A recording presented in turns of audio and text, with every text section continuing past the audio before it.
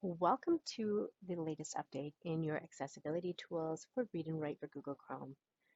Now, there are two important updates that you need to know about. The first one is actually quite exciting. So for all of our language learners that are kind of flipping back and forth between a French and an English translation space and voice space, what is really cool is you are able to now set up your own profile in your toolbar options.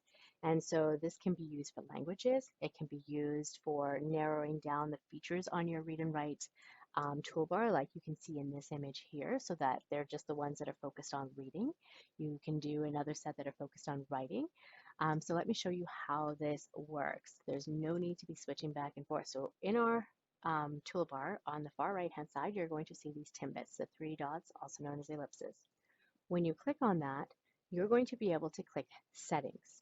So until you set up the first one, you won't see that profile option that I just saw here. So when I do it again, you now see this profile and all my profiles are listed here. Until you set up something beyond the default, it will not show up there. So you'll need to click on that settings piece. At the top here, you're going to see this new feature, profiles. And so you can see that I have a default one.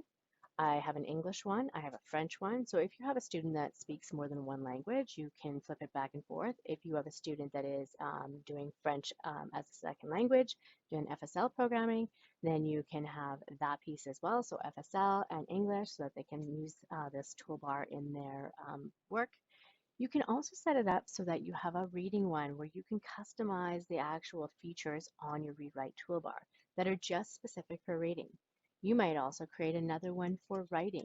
And so just sometimes our students need to have things a little bit narrowed down. So when things are narrowed down and they don't have a plethora of choices, it helps them to focus a little bit better. So when I'm in my writing one here, I can go down and I can come into my feature space and I can start turning off anything that doesn't have to do with writing.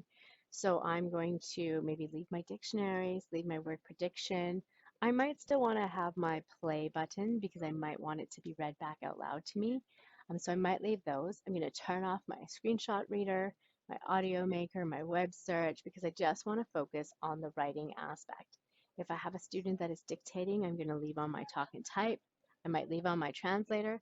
But then I can turn off a bunch of these other features. And so as my computer kind of does some weird things at the moment, once you're done doing that, you'll notice there's no longer a save button down here.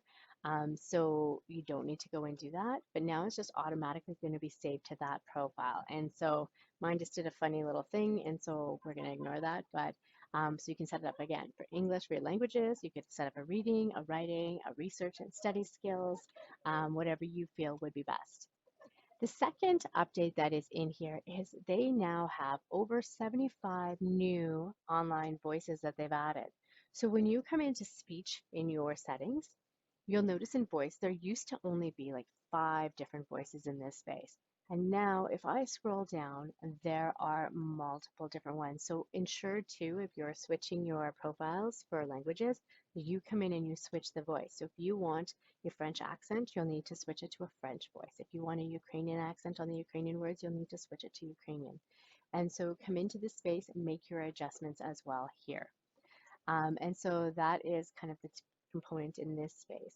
And so those are the two newest updates. Check them out and enjoy using Read and Write.